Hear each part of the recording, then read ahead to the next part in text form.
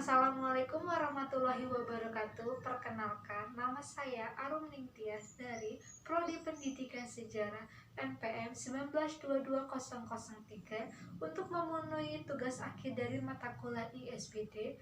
Saya di sini ingin menjelaskan tentang manusia dan peradaban. Pengertian manusia. Manusia merupakan makhluk ciptaan Tuhan dengan segala fungsi dan potensinya yang tunduk kepada aturan-aturan Tuhan. Manusia sebagai makhluk individu. Manusia sebagai makhluk individu apabila unsur-unsur tersebut tidak terbagi atau dapat dikatakan tetap berada dalam suatu kesatuan yang utuh. Manusia sebagai makhluk sosial dikatakan apabila kita tidak bisa hidup sendiri dan selalu membutuhkan pertolongan orang lain. Menurut Mead, pengembangan diri manusia berlangsung beberapa tahap: play stage, game stage, study phase, dan selanjutnya bisa dibaca sendiri. Pengertian peradaban. Peradaban berasal dari kata adab yang berarti kesopanan, kehormatan, budi bahasa, dan etika. Lawannya adalah biadab, kasar, kurang ajar, dan tidak tahu pergaulan.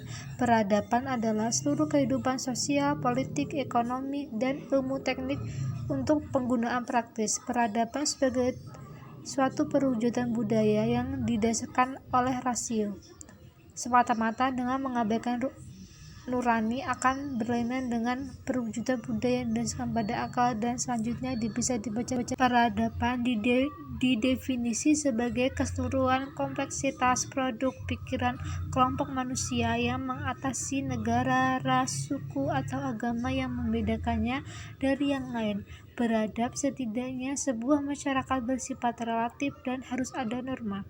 Kebutuhan akan adab dengan peradaban mengacu pada masyarakat yang memiliki organisasi sosial, kehidupan, dan cara berkehidupan yang sudah maju yang menyebabkan berbeda dengan masyarakat lain. Peradaban merupakan tahap kebudayaan tertentu dan telah maju berdasarkan penguasaan ilmu pengetahuan, teknologi, seni, dan lain-lain. Dan selanjutnya bisa dibaca. Manusia sebagai makhluk beradab dan masyarakat ada. Manusia sebagai makhluk beradab karena dalam jiwanya dilengkapi dengan akal, nurani, dan kehendak. Akal berfungsi sebagai alat pikir dan sumber ilmu pengetahuan dan teknologi. Nurani berfungsi sebagai alat merasa, menentukan kata hati, dan sumber kesenian. Kehendak berfungsi sebagai alat membutuhkan dan sumber kegunaan. Manusia dan peradaban adalah hal yang tidak dapat bisa terpisah karena manusia itu memiliki cipta, rasa, dan karsa.